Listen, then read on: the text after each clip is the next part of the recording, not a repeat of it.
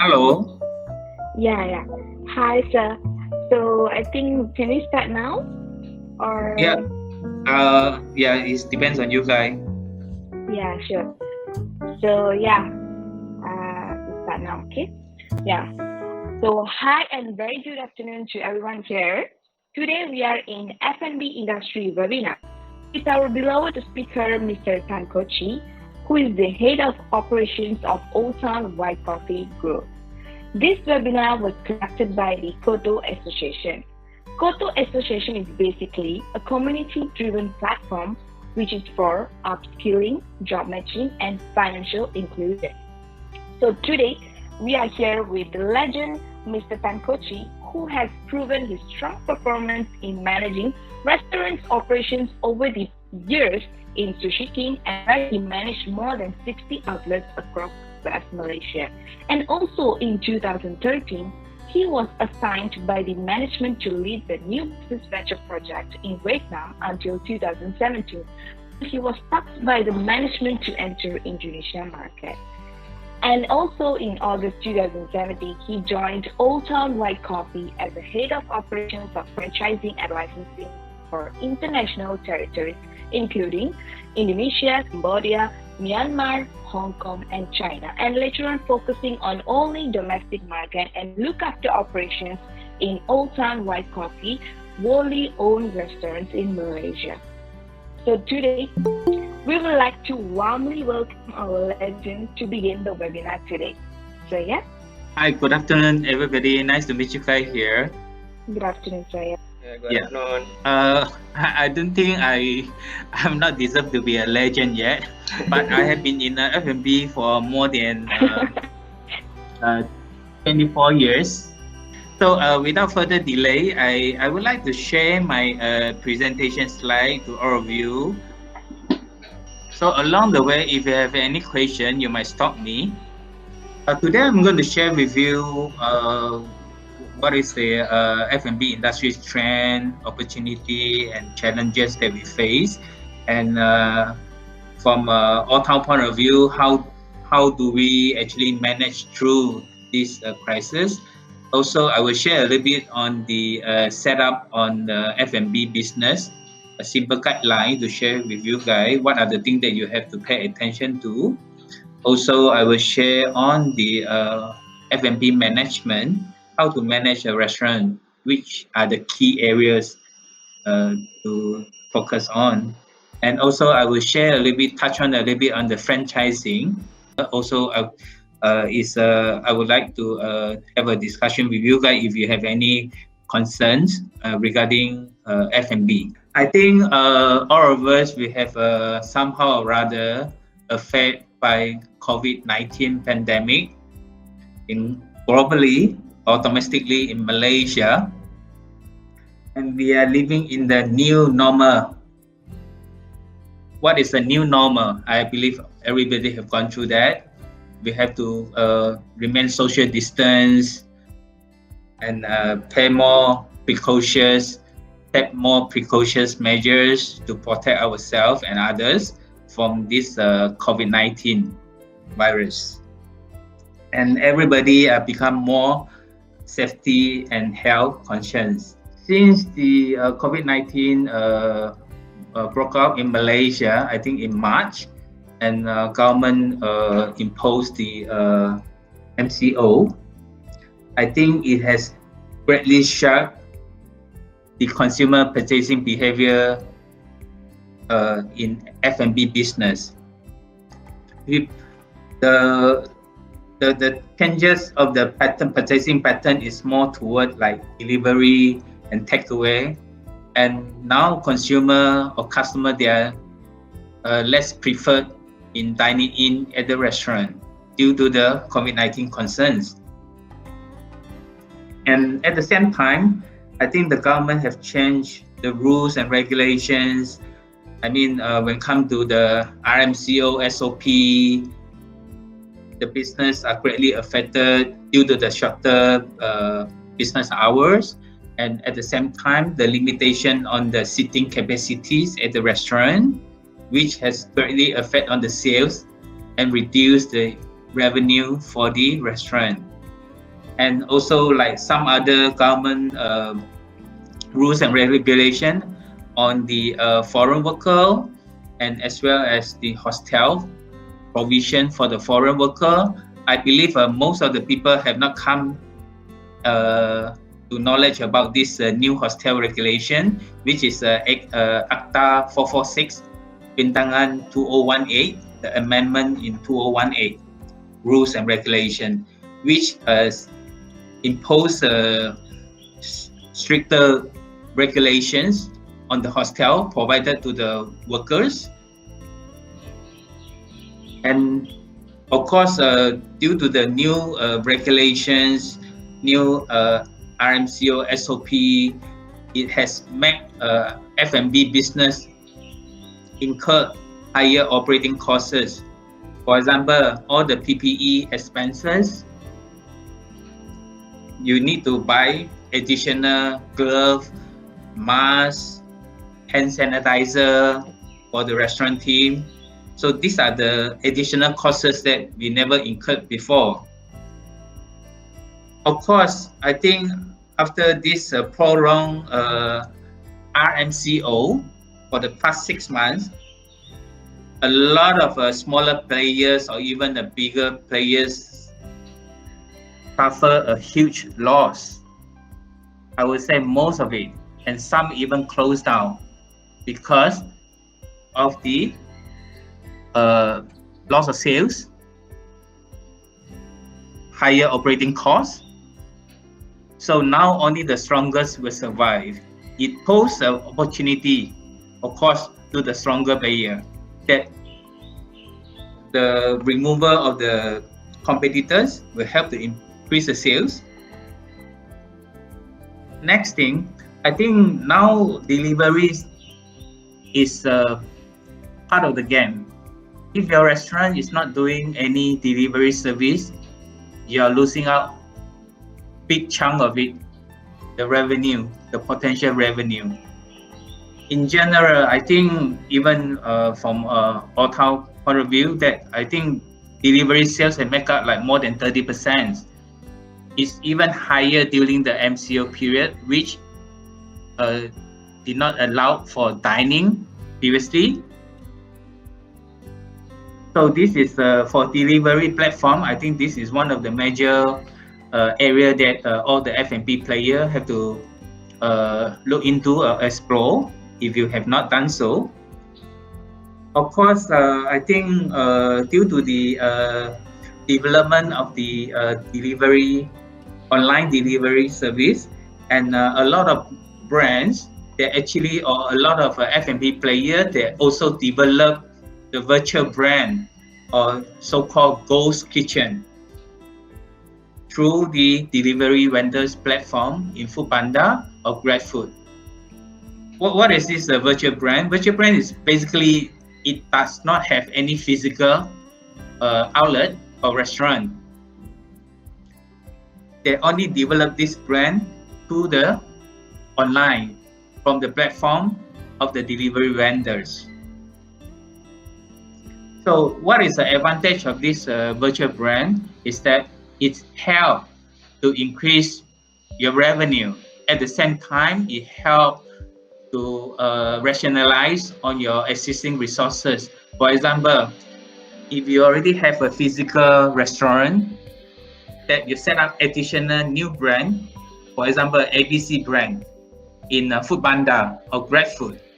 So you can actually get additional sales out of it. At the same time, it will help to leverage on your staff costs, your rental. Of course, another major trend is that social media has plays a major role in terms of communication, in terms of marketing, in terms of branding. The traditional way or the conventional way of A&P is no longer valid. So a lot of time, our marketing activities, our promotions, our advertisement, or our branding activities, we have to rely heavily on the social media platform, including Facebook, including Instagram, etc. And we also see the trend of the usage of e-wallet increase in Malaysia. Whereas in China, I think most of the F&B, they only accept e-wallet. Some of them, they don't even accept cash. So Malaysia is actually lagging behind, but we are seeing the trend coming up strong. So this is one part of the major changes in consumer behavior that we have to pay attention to. And we also see the retail landscape change. I think because of the e-commerce, I think the traditional retail is facing major challenges that they see the drastic drop of the footprint. For example, some of the mall, we used to see many shoppers during the weekend, but nowadays we see less because people prefer to buy online with a cheaper price when it comes to convenience. Or maybe due to a very attractive offer of promotions.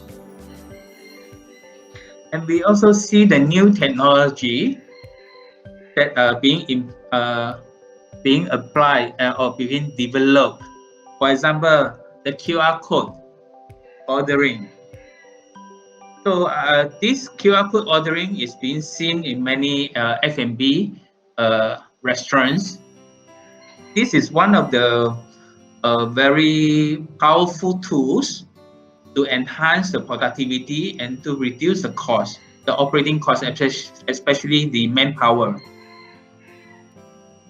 So I think in China, for example, most of the restaurants, they actually adapt to this kind of a QR code technology. So this QR code technology ordering system actually link up with e-wallet payment. So when the customer, they step into the restaurant, after they've been seated, they will offer with they can do the self-ordering through the QR code and make the payment at the same time. So the food will be sent to them after the order is confirmed. So it's actually improve on the operations in terms of productivity. At the same time, it helps to reduce the labor cost because you need less people to attend to the customers, and it makes the service faster. So it's actually enhance the total customer satisfaction. Of course, another major changes of the government policy is that our government is going to ban the recruitment of the import of the foreign worker, which will have a great impact for F&B. I believe not only F&B, also other industry as well. So it's time for us to source for local workforce. Next, I'm going to share with you basically a Nielsen report that about the general landscape of F&B industry in Malaysia. Basically, based on the finding, there are total 1.8 billion eating out occasions per quarter, meaning that Malaysians eat out daily.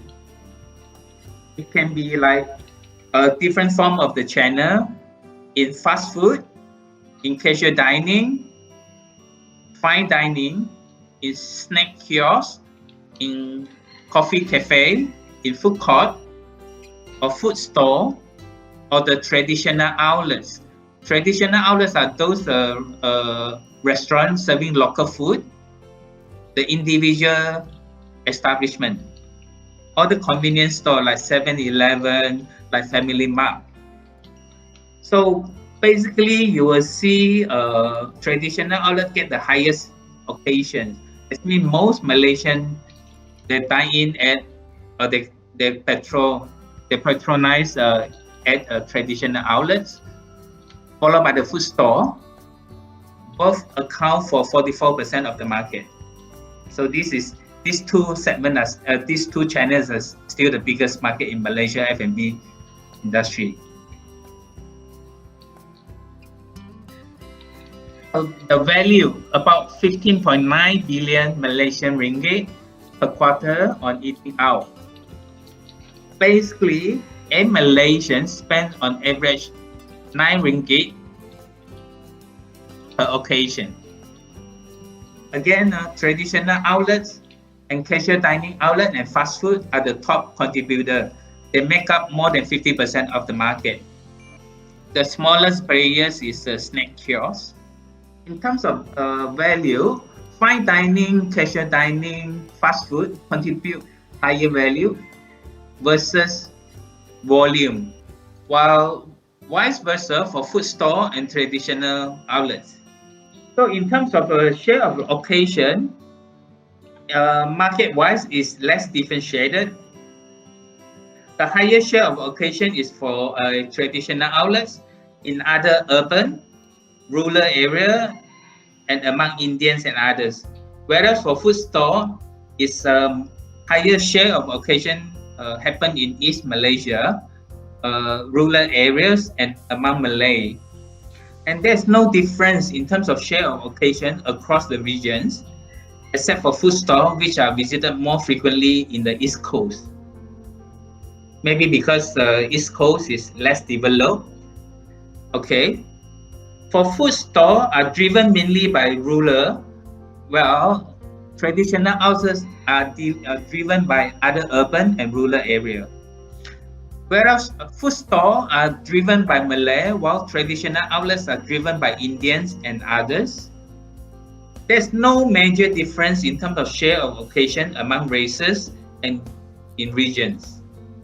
So in terms of share of spend, there's not much difference. Higher share of spend is for traditional outlets in other urban, in rural area, and among Indians and others. Whereas for food store, it happens having a higher share of spend in East Malaysia, rural areas, and among Malay. For fine dining, is major spending in Central region, mainly driven by Chinese. Similar to share of occasions, food store has higher value share in East Coast, while fine dining is mainly driven by Central region. So meaning that there are more fine dining establishments in Klang Valley area.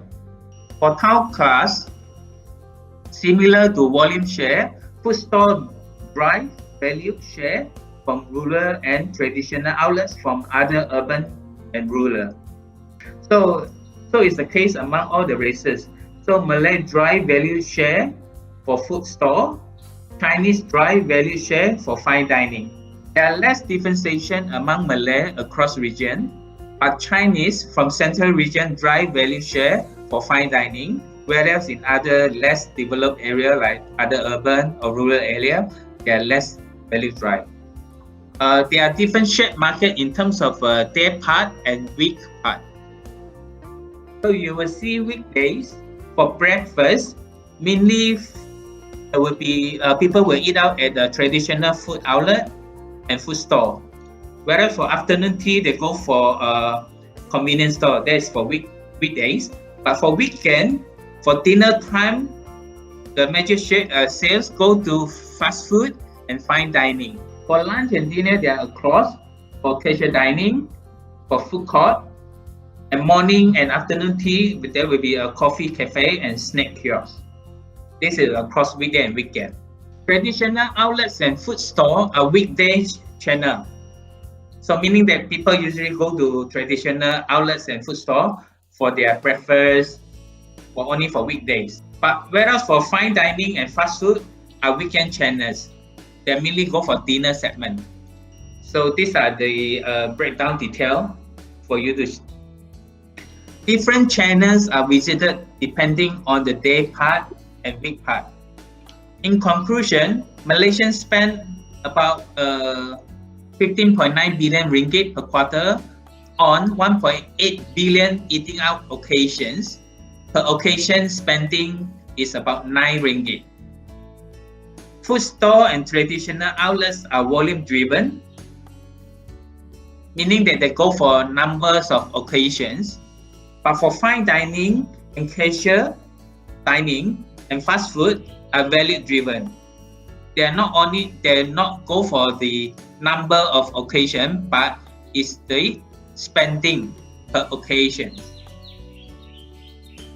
Stores are driven by East Coast, rural and Malay, while traditional outlets are by other urban.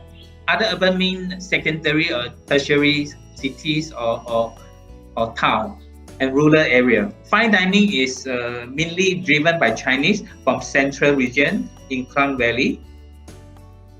Volume-driven channels, which is a food store and traditional outlets, are visited on weekdays, mainly in the morning segment.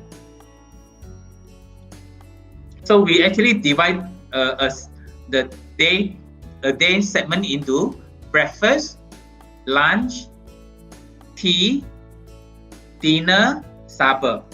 All right. So for food store and traditional outlet, mainly their business mainly come from weekdays on the morning segment. That's main breakfast segment. While value-driven channel, including fine dining, casual dining, and fast food, are visited during weekends and mainly on dinners. In terms of the individual channel, for the hawker center is the most frequently visited place, followed by retail chains such as 7-Eleven and fast food giant.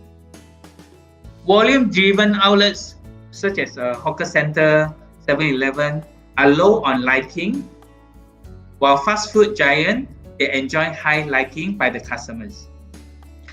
Also, like different channels for different brands are also well differentiated in terms of day part and big part. So this is the diagram. So in summary, hawker center, 7-Eleven, KFC, McDonald's are the top 4 brands. Actually, we selected a brand from different channel for us to have this come to this conclusion. First 2 brands are volume driven, hawker center and 7-Eleven, which is a convenience store. All right. For fast food like KFC, McDonald's are both value and volume driven, but mainly based on value. Hawker center, 7-Eleven have higher value and volume share in suburban area.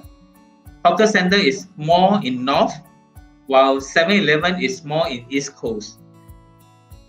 KFC has a higher value and volume share in other urban. McDonald's is across, except rural area where it's under index. Hawker center and 7-Eleven are visited on weekdays and mainly for breakfast and afternoon tea. KFC and McDonald's are visited across week, mainly for dinner. However, weekday both are visited at lunch as well.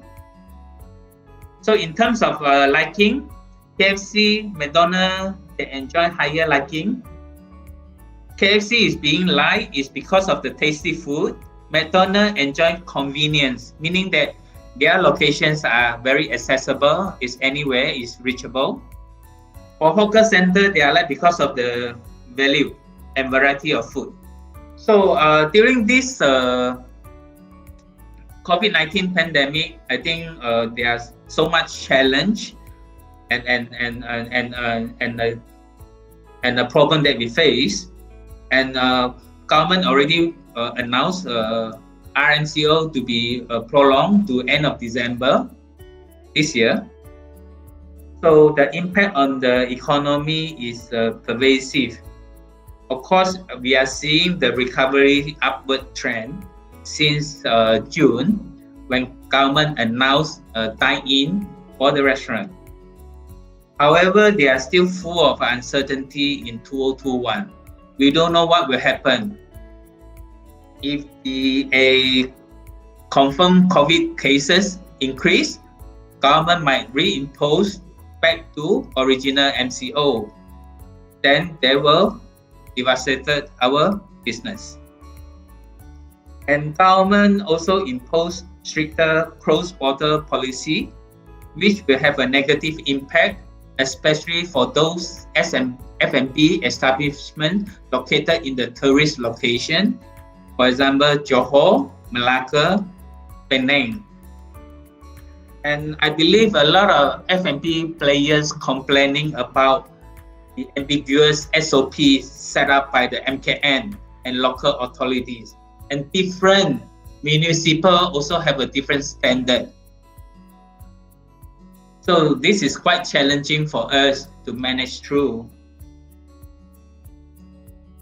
And Malaysia, we forecast economic contraction of 4% this year and expect GDP growth in 2021 of 6.5%. I believe economy will be able to pick up for F&B by second half year in 2021. Of course, it was a learning curve for most of the F&B during this COVID-19 crisis. I just want to share how all time we actually managed through and see this recovery. I think first thing we do is cost-cutting measures. I believe a lot of players or everybody in the market, they are doing so. Because labor cost is make up one of the major cost component, all right? So we also going through a pay reduction. We request the staff to go for unpaid leave. We retrench the employees. We cut off all major benefit. We freeze the recruitment of the new headcount. We freeze the promotion. That's what we are going through. At the same time, we also apply for the government subsidy for the labor. We applied for the ERP and WSP. The ERP is actually the employee retention program, which encourage the employer to allow the employee who go for unpaid leave that the government actually subsidize for their unpaid leave. Whereas another program which is beneficial to the employer is called WSP. This is a wage subsidy program. This program is encourage employer not to retrench the employee. We also go through the operating cost cutting.